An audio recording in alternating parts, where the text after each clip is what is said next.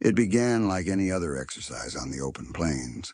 A massive Soviet tank column, T-72s and support vehicles, rumbled confidently through the terrain, their formations tight, their flanks covered, their crews certain of their overwhelming firepower. To the commanding officers watching from a forward outpost, the scene projected absolute dominance. They expected no surprises. They believed their armor was untouchable.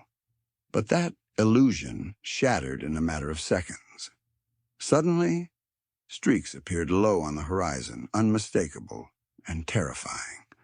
American A-10 Thunderbolts, known to NATO as Warthogs, dove in silently and swiftly, their rugged frames hugging the ground to avoid detection.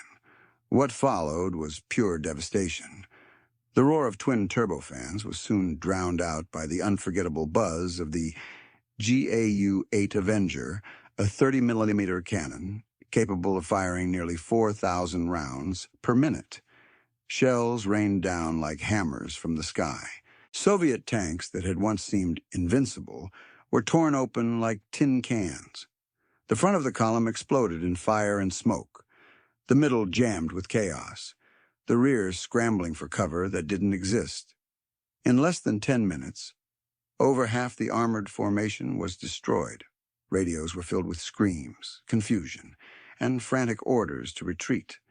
Soviet officers who had once scoffed at the slow, ugly A-10 now stared at their burning vehicles, paralyzed.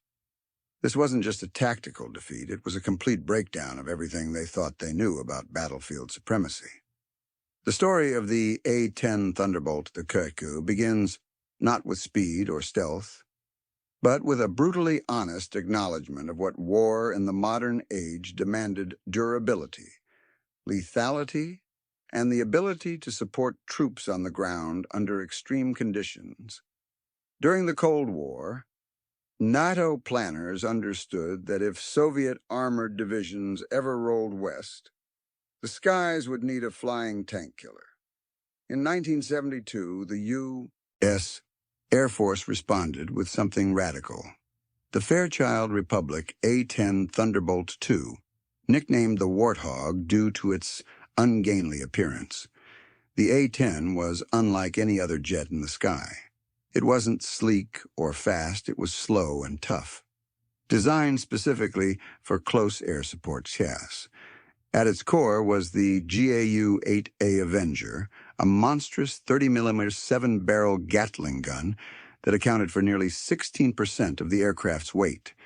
The entire aircraft was built around this gun, and the results were terrifying for any armored unit that faced it.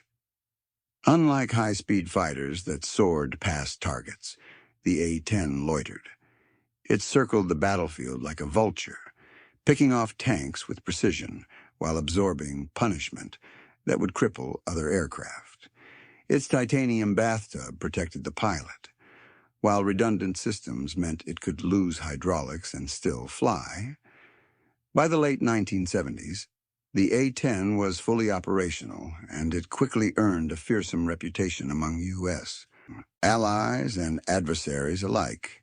Soviet military analysts dismissed it at first, assuming its slow speed made it an easy target.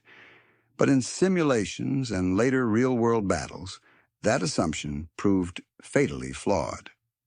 What the A-10 lacked in glamour, it more than made up for in survivability and firepower. The Warthog wasn't designed to impress, it was designed to kill tanks. And in that mission, it excelled. To understand the impact of the A-10 Thunderbolt II on Soviet forces, one must first appreciate the sheer scale and might of the armored formations it was designed to destroy. Throughout the Cold War, the Soviet Union invested heavily in armored warfare, believing that massive, fast-moving tank divisions were the key to overwhelming NATO forces in any future conflict. The heart of Soviet ground doctrine was the armored thrust, a rapid advance of hundreds of tanks and armored vehicles designed to smash through enemy lines and capture territory before defenders could regroup. Leading this charge were legendary tanks like the T-55, T-62, and most notably, the T-72. These tanks were mass-produced, mechanically simple by design, and rugged enough to operate across the vast landscapes of Europe and Central Asia. A standard Soviet tank column was an intimidating sight. Stretching for miles, it consisted of T-72 main battle tanks flanked by BMP infantry fighting vehicles, supported by mobile artillery and anti-aircraft systems. Soviet commanders trained relentlessly to coordinate these units into a mechanized spearhead capable of striking deep into enemy territory. But the strength of these columns also revealed a vulnerability. Their size, tight formation, and reliance on line-of-sight communications made them susceptible to coordinated air attacks. While they carried some mobile air defenses like the ZSU-23-4 Shilka or the SA-13 Gopher, these systems were more effective against fast-flying jets than slow, heavily armored attackers like the A-10. At the height of the Cold War, the Warsaw Pact could field tens of thousands of tanks. Soviet military leaders believed that these overwhelming numbers, combined with shock tactics and rapid deployment, would guarantee success on the battlefield. NATO planners, however, knew that stopping such an advance would require something extraordinary, a weapon capable of cutting through armor like a scalpel through flesh. Enter the A-10. The Soviet tank column, once seen as the unstoppable symbol of communist ground power, was about to meet its match in the skies. When Operation Desert Storm erupted in January 1991, the U.S. military unleashed its full might on Iraqi forces entrenched in Kuwait. Among the stars of the campaign was an aircraft many had underestimated, the A-10 Thunderbolt II. Nicknamed the Warthog, this plane was designed for a single, brutal purpose killing tanks. And now it was time to prove itself against an enemy armed with Soviet-built armor.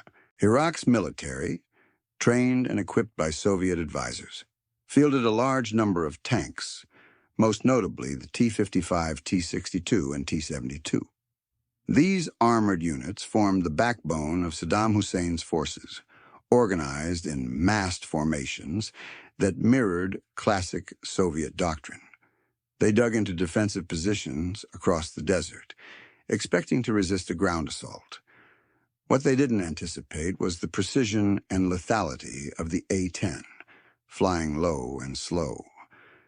The A-10 used its advanced optics and infrared systems to detect targets from a distance, even in sandstorms or at night. Its titanium armor allowed it to shrug off ground fire that would cripple most other jets. But the aircraft's true terror came from its primary weapon, the GAU-8 Avenger, a 7-barrel 30mm cannon capable of firing nearly 4,000 rounds per minute. In mission after mission, A-10s rolled in over Iraqi tank columns and unleashed devastating barrages. Entire formations were wiped out in minutes. The cannon's armor-piercing shells tore through tank hulls with terrifying ease. Pilots reported seeing tanks explode into fireballs seconds after being hit. Iraqi crews often abandoned their vehicles at the mere sound of the A-10's distinctive roar. The numbers spoke for themselves. During Desert Storm, A-10 pilots flew over 8,000 sorties and destroyed more than 900 tanks, along with thousands of other vehicles, artillery pieces, and defensive positions. The A-10 had become a nightmare for Soviet-style armored warfare. Its ability to loiter above the battlefield for hours, take punishment, and deliver precise, overwhelming firepower made it the ideal tool for dismantling the tank doctrine the Soviets had spent decades perfecting. For the U.S., the Gulf War was a showcase of air power. For Soviet-aligned strategists watching the carnage unfold on CNN, it was a sobering preview of what their own armored forces might face in a future conflict. As American A-10s carved burning trails through Iraq's tank battalions, the world was watching live. For the first time in modern warfare, the destruction of an enemy force was being broadcast in real time on cable news, and no one was more horrified than Soviet generals and military advisors. They weren't on the front lines, but they had a front row seat, glued to CNN as U.S. gun camera footage and combat reports flooded the airwaves. This was no secret operation. This was a demonstration. High-resolution video showed streams of A-10s diving onto columns of Iraqi tanks, strafing them with thunderous 30mm fire. Explosions erupted in real time, with thermal imagery painting a chilling picture. Bright white flashes indicating tanks being obliterated in seconds.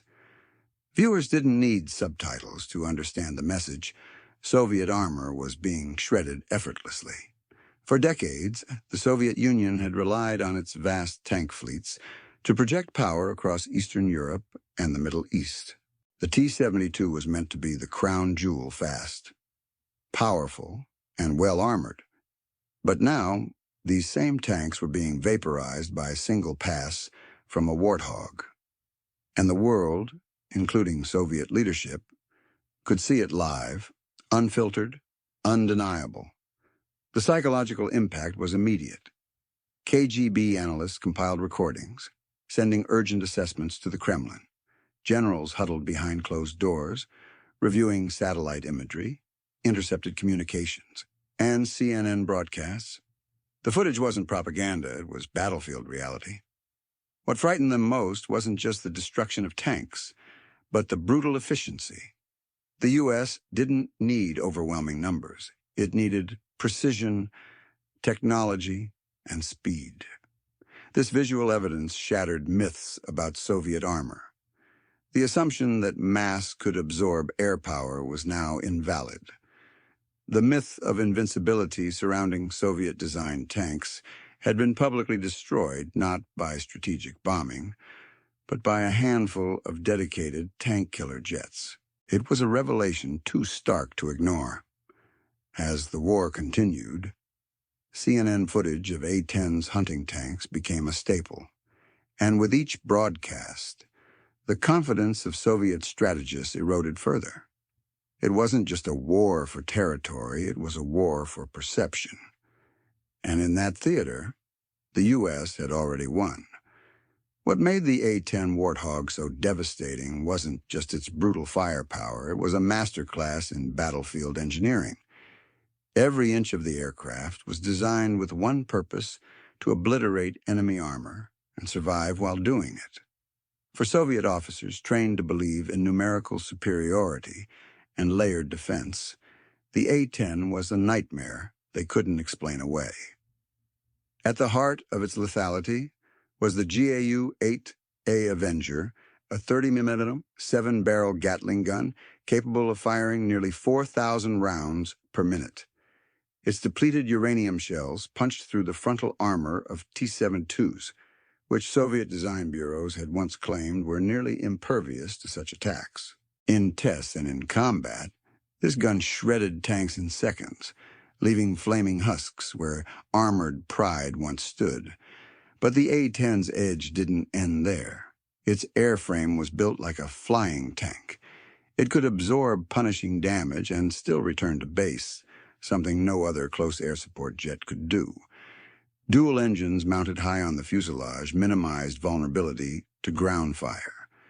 Redundant flight systems meant that even with half the aircraft damaged, it could remain airborne and effective. Soviet crews quickly realized that hitting an A-10 wasn't enough. You had to kill it outright, which was almost impossible. Its pilots flew low and slow by design.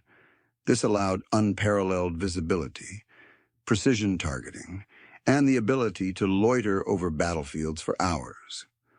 Armed with AGM-65 Maverick missiles and laser-guided bombs, the A-10 could pick off individual tanks, bunkers, and artillery positions with surgical accuracy. These weren't random strafing runs, they were calculated. GPS-guided strikes designed to maximize impact. Even the aircraft's titanium bathtub cockpit, designed to protect pilots from ground fire, was a revelation. It sent a clear message this jet was built to be in the fight, up close and personal. It flew under radar, over armor, and through flak and emerged victorious against such a machine. Soviet doctrine that prioritized tank formations and ground mass became obsolete almost overnight. For Soviet engineers, every recorded mission was a case study in humiliation. Years of tank development, armor testing, and battlefield simulation had been undone by a jet that flew in plain sight and killed with unrelenting precision. The A-10 wasn't just a weapon, it was proof that American military design had leapfrogged Soviet assumptions about what modern warfare looked like. The shocking effectiveness of the A-10 Warthog in decimating Soviet armor sent immediate shockwaves through the Kremlin and beyond. In war rooms deep within Moscow's military command centers, senior officers pored over intelligence reports and satellite images with disbelief. Entire armored divisions that had taken years to build and train were being neutralized in mere minutes. The Soviet military doctrine, which had long centered around massed tank formations and ground-based power projection, was under siege not from nuclear strikes, but from an aircraft that barely broke the speed of sound. For the general staff, this was more than just a battlefield embarrassment. It was a strategic crisis. Classified intercepts and debriefs painted a grim picture. Tank crews on the front lines described the eerie sound of the A-10's cannon, a dull mechanical roar followed by sudden silence as T-72s erupted into fireballs.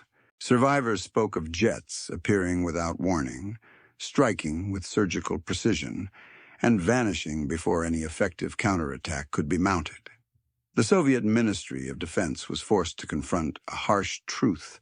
Their multi-billion ruble investments in armored superiority had been effectively nullified by a single type of aircraft. Desperate internal memos proposed sweeping reforms, accelerated development of new anti-aircraft platforms, redesigns of tank armor, and even attempts to mimic the A-10's battlefield resilience. But these were long-term fixes for a short-term disaster. Worse still, morale within the Soviet armored corps began to crack. Tank crews dreaded deployments in regions where A-10s had been spotted. Stories of entire columns being destroyed in minutes were no longer dismissed as NATO propaganda. They were verified by their own military observers. The Soviet press couldn't suppress the leaks fast enough, and Western media broadcasts beamed into Eastern Europe only fueled the panic. Within political circles, the implications were even more dire. If the West had achieved this level of battlefield precision with one aircraft, what else had they developed in secret? Was the Red Army already obsolete in the face of this new American way of war? The fallout wasn't just military, it was psychological. Soviet confidence in their battlefield dominance had been shaken to the core. Their armored doctrine was no longer feared, but pitied. In the shadow of the A-10's dominance, Moscow had no choice but to begin rethinking everything from training to equipment to its fundamental approach to modern warfare. The devastation wrought by the A-10 Warthog on Soviet tank columns did more than disrupt battlefield operations. It exposed a staggering failure in Soviet military intelligence. For decades, Soviet analysts had underestimated the threat posed by the A-10, viewing it as a niche platform. Too slow, too low-tech, and too vulnerable for modern high-intensity warfare. But as it turned out, their assumptions had missed the point entirely. The A-10 wasn't designed to dogfight or outrun interceptors. It was built for one mission: destroy ground targets with ruthless efficiency. And in that role, It proved devastatingly effective. Soviet intelligence had failed to anticipate how critical advancements in precision targeting, survivability, and close air support doctrine would render traditional tank formations highly vulnerable. Internal reviews revealed that Soviet analysts had dismissed U.S. close air support developments as tactical footnotes rather than strategic threats. Reports from the GRU and other intelligence branches failed to flag the A-10's GAU-8A Avenger cannon as a game-changing weapon system. They overlooked the Warthog's redundant control systems, titanium armor bathtub, and loitering capabilities that allowed it to remain over the battlefield longer than any Soviet aircraft could safely manage. Field intelligence also suffered. Reconnaissance assets failed to detect the deployment patterns of A-10 squadrons until it was too late. Electronic surveillance missed the radio chatter and forward air control cues that preceded each attack. When Soviet columns were hit, they were caught completely off guard, often without a single surface-to-air missile being fired in retaliation. To compound the embarrassment, captured footage from American gun cameras began circulating within Warsaw Pact command briefings, showing precision strikes in real-time footage that was later broadcast across global media, humiliating Soviet military planners. The notion that a relatively inexpensive aircraft could dismantle elite Soviet armor challenged everything they thought they knew about warfare. Within the intelligence community, this prompted a flurry of reassessments. Urgent directives were issued to reassess Western air capabilities, especially unconventional platforms like the A-10. Analysts scrambled to recover credibility, while commanders demanded answers as to how an entire branch of Soviet strategy had been left vulnerable without warning. Ultimately, this intelligence failure was more than a technical oversight. It was a doctrinal blind spot. The Soviets had been looking for threats in all the wrong places. They prepared for nuclear standoffs, high-altitude intercepts, and strategic bombers, but not for a jet designed to tear their tank divisions apart one shell at a time. The A-10 hadn't just shredded armor, it had shredded Soviet assumptions about the future of warfare. The impact of the A-10 Warthog's dominance didn't stop at the battlefield. It triggered a deep and unsettling collapse in Soviet military doctrine. For decades, Soviet strategy had centered around massed armored divisions as the spearhead of any ground offensive. Thousands of T-72 and T-80 tanks were the backbone of Soviet land power, intended to overwhelm NATO defenses through sheer volume and firepower. But the rise of platforms like the A-10 threw that entire concept into question.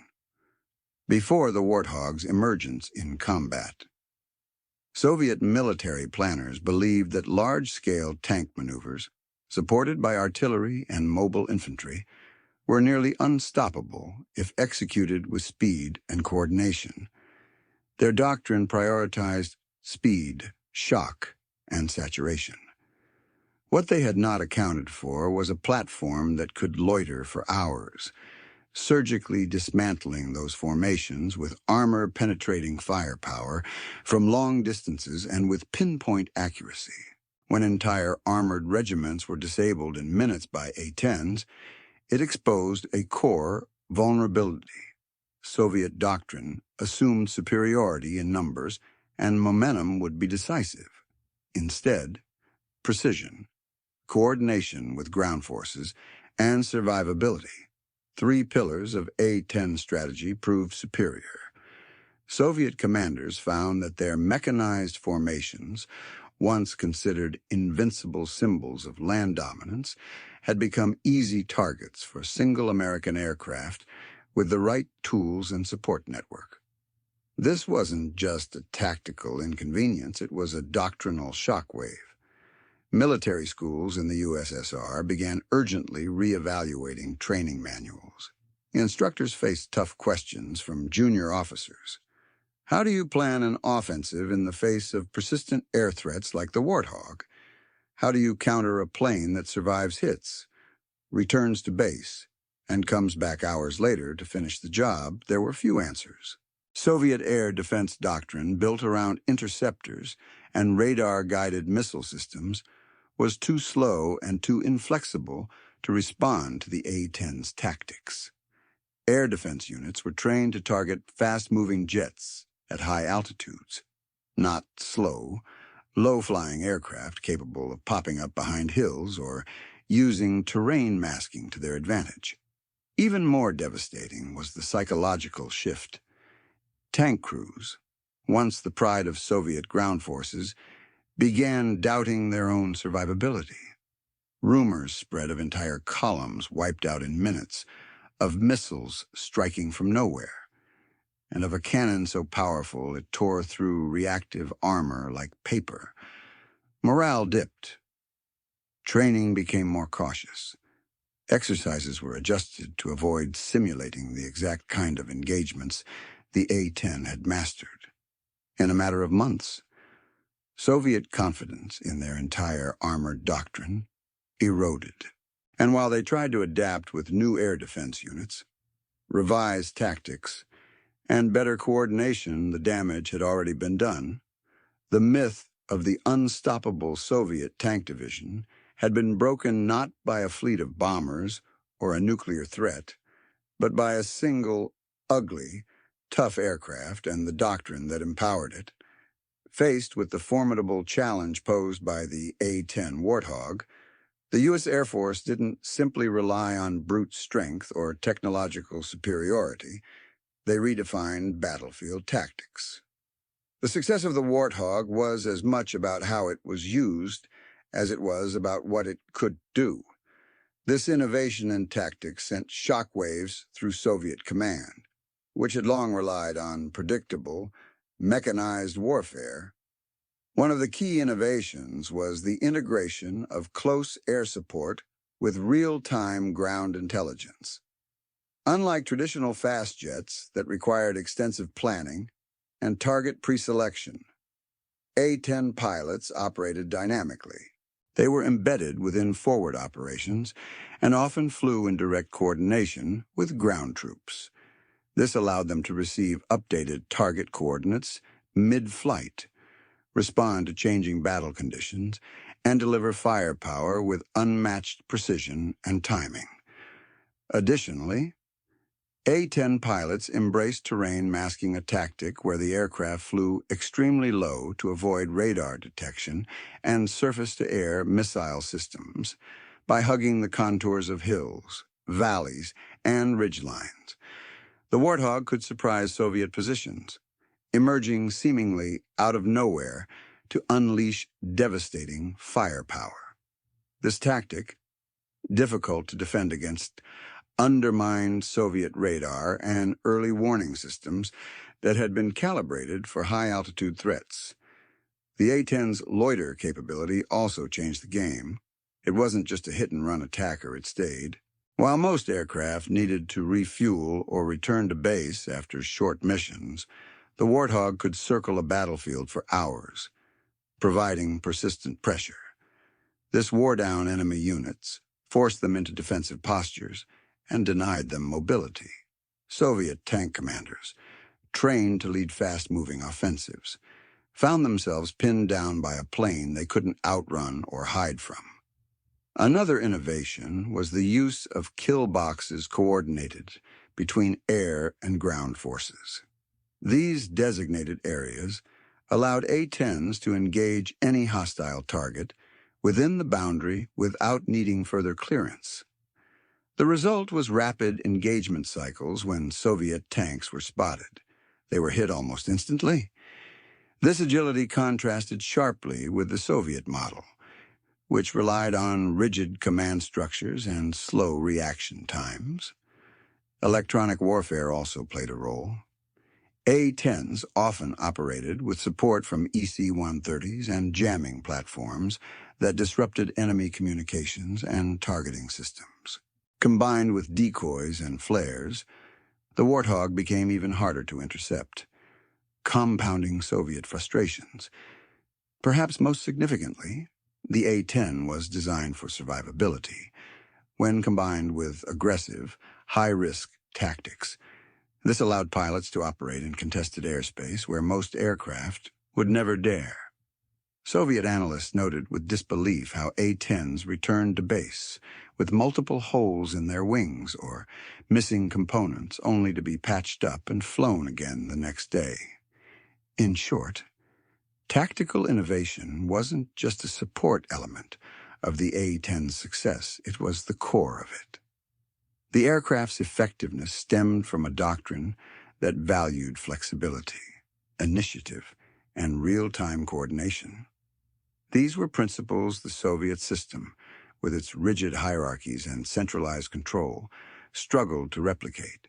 And in the chaos of modern warfare, that difference proved decisive. The battlefield dominance of the A-10 Thunderbolt II, particularly during its early use against Soviet-supplied armor, had consequences that rippled far beyond the immediate theaters of war. It wasn't just a tactical or operational victory.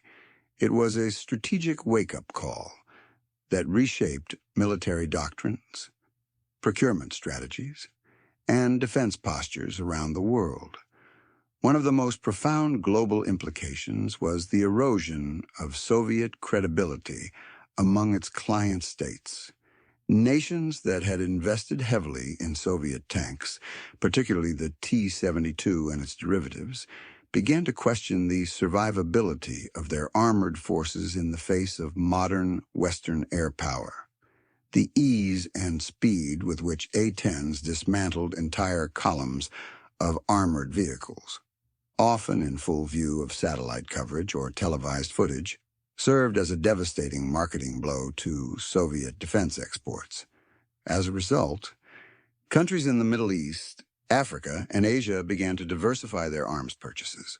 They looked increasingly to Western suppliers for upgrades, training, and integrated systems that could match the agility and lethality demonstrated by platforms like the A-10.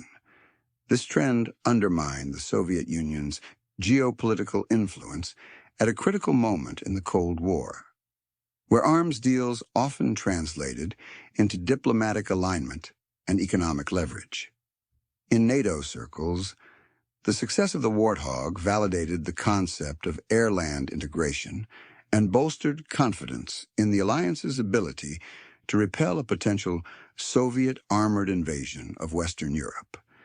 Planners at Shape Supreme Headquarters, Allied Powers Europe, incorporated A-10 capabilities into defensive schemes, particularly for the Fulda Gap scenario, the most likely axis of a Warsaw Pact offensive. The Warthog became a symbol of deterrence, signaling that even massive Soviet armor thrusts could be shredded before reaching their objectives.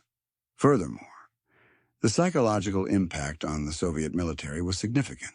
The realization that American aircraft could obliterate ground forces with precision, speed, and near impunity raised deep concerns about the survivability of Soviet tactics. It also prompted a reassessment of their own air support doctrine, which lagged behind in close air coordination and aircraft survivability. The U.S. had built an aircraft solely to destroy Soviet armor, and it worked spectacularly. That fact alone forced a reckoning in Red Army strategic circles. On the technological front, the global arms race in counter A-10 measures accelerated. Countries began investing in more mobile, low-signature air defense systems. Camouflage and concealment training became critical priorities.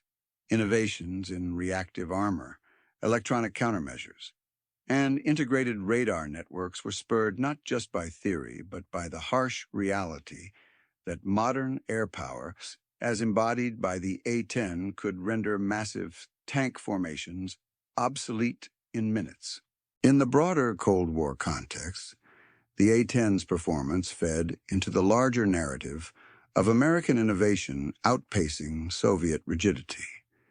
It wasn't just that the U.S. had better machines, it was that it deployed them more effectively, integrated them more intelligently, and trained its personnel to operate with greater flexibility and autonomy. That was a cultural and doctrinal edge that no amount of hardware could quickly replicate.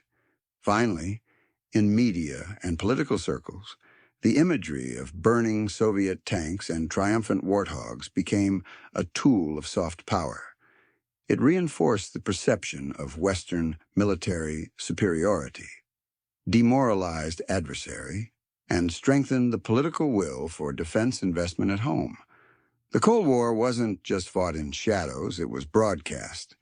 And in those broadcasts, the A-10 was often the star. In total, the A-10's battlefield success didn't just alter the outcome of specific engagements, it reshaped the global military landscape, signaling a new era in warfare where air dominance, precision, and survivability would decide the fate of empires.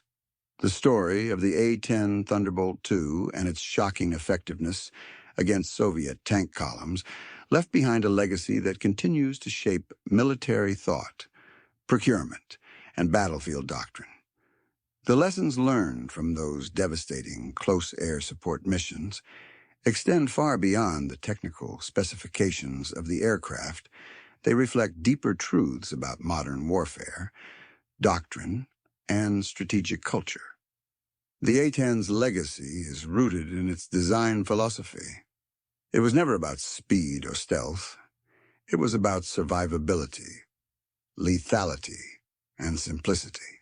The aircraft's ruggedness, redundant systems, and armor plating meant it could take damage and stay in the fight, something that stunned Soviet observers who expected more fragile American aircraft. This focus on durability over elegance sent a powerful message. Winning on the battlefield isn't always about high-tech finesse. Sometimes it's about building the right tool for the job and training pilots to use it with discipline and aggression. This core lesson, matching design to mission, resonated deeply with militaries worldwide.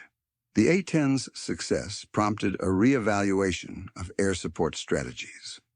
Many air forces began investing in platforms tailored for close air support, while others reconsidered how they coordinated air-ground operations altogether. The American model of joint operations, where pilots operated in lockstep with ground units, became the gold standard for effectiveness in combined arms warfare. On the Soviet side, the A-10 forced a painful reckoning. Decades of doctrine emphasizing massed armored assaults were suddenly obsolete when confronted with warthogs circling overhead.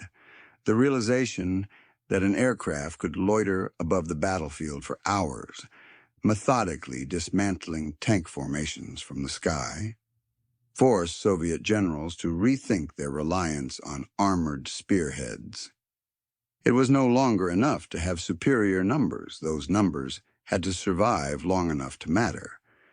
This shift in mindset didn't just affect strategy, it triggered technological innovation. In the years following the A-10's early success, Soviet and later Russian defense industries focused heavily on developing improved reactive armor, electronic warfare systems, and mobile air defenses capable of responding to persistent close air threats. The A-10 didn't just dominate the battlefield, it drove an arms race in survivability and countermeasures that continues to this day. The Warthog also reshaped the psychological dimension of war. Soviet and Warsaw Pact tank crews feared the sound of the A-10's Gau-8A Avenger cannon. That fear degraded morale, sowed confusion, and made battlefield cohesion harder to maintain. In a Cold War defined as much by perception as by raw capability, the A-10 earned a fearsome reputation that carried strategic weight far beyond its tactical role. In the U.S. military, the A-10 became a symbol of smart defense spending. Despite initial opposition from within the Air Force, many of whom viewed it as too specialized, the Warthog proved that a purpose-built aircraft could save lives and turn the tide of ground battles. Its continued service, even into the 21st century, speaks to the enduring relevance of the lessons it taught that air superiority must include support for those fighting on the ground, and that precision, persistence, and protection can outweigh raw speed or stealth. Perhaps most importantly, the A-10 taught commanders everywhere that war is never static.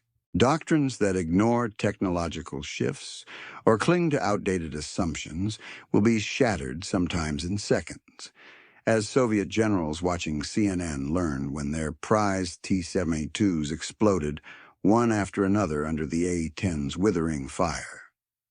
Adaptability, coordination, and innovation are what win wars, not just the size of one's arsenal. In the end, the legacy of the A-10 is not just a story of American air power.